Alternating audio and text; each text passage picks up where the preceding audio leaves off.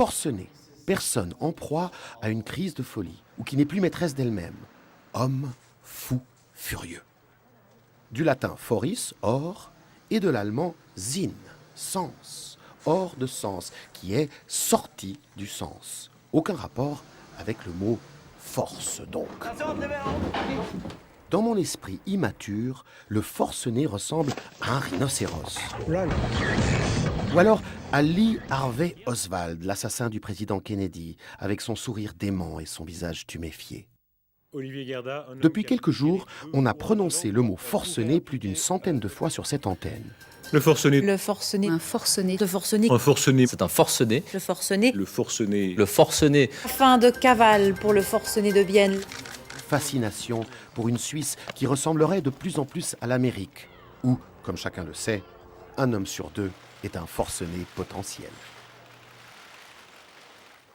Contraste entre cet étalage de force et le spectacle étrange de nos autorités. On a le sentiment ce soir que la police est un peu dépassée.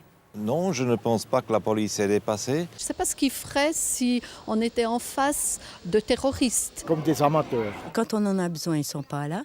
Et puis quand il y a le moindre petit con qui va en vélo puis qui n'a pas la plaque ou comme ça, ils sont à 3.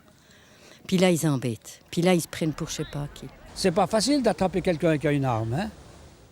Et que dire de la presse, qui pendant une semaine a diffusé de fausses informations, Peter Kneubühl n'étant en vérité ni mathématicien, ni diplômé de Polytechnique, ni enseignant, et encore moins le sosie de son père.